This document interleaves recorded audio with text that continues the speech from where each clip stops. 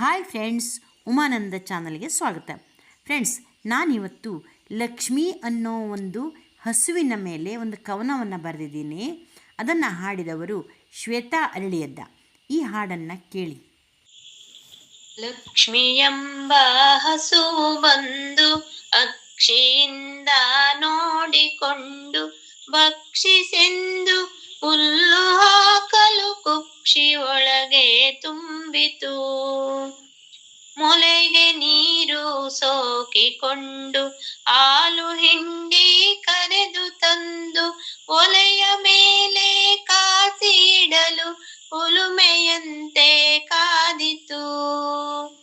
ಸಂಜೆ ಅದಕ್ಕೆ ಹೆಪ್ಪು ಹಾಕಿ ಮಂಜಿನಲ್ಲಿ ಎದ್ದು ಬಂದು ಗಂಜಿ ಕುಡಿಯುವ ಹೊತ್ತಿಗಾಗಲೇ ಅಂಜಿ ಅತ್ತಿಗೆ ಬಂದಳು.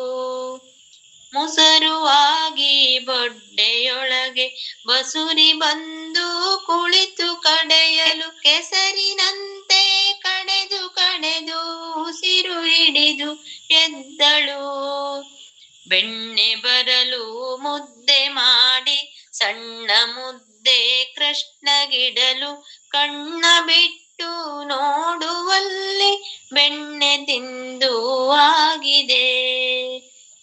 ಬಿಸಿಯ ಮಾಡಲೆಂದುಕೊಂಡು ಹಸಿಯ ಮಾಡದೆ ಒಲೆಯ ಮೇಲೆ ಕುಸುರಿ ಮಾಡಿದ ಮಡಿಕೆಯಲ್ಲಿ ಹೊಸರಿನಂತೆ ಇಡುತ್ತಲೇ ತುಪ್ಪವನ್ನು ಮಾಡಿಕೊಂಡು ಒಪ್ಪವಾಗಿಯೇ ಮಾರಲೆಂದು ಬೆಪ್ಪದ ಕಡೆಯು ಹೊರಟನಾಗ ಅಪ್ಪ ಬರುವ ಹೊತ್ತಿಗೆ ಬಂದ ಹಣದಿ ಹೋರಿ ತಂದು ನಿಂದ ಮನೆಯ ಮುಂದೆ ಅವನು ಒಂದು ಹೆಸರು ಅಂದು ಬಿಟ್ಟನು. ಉಮಾನಂದ ಕೃಷ್ಣ ಕೃಷ್ಣ ಉಮಾನಂದ ಕೃಷ್ಣ ಕೃಷ್ಣ ಉಮಾನಂದ ಕೃಷ್ಣ ಕೃಷ್ಣ.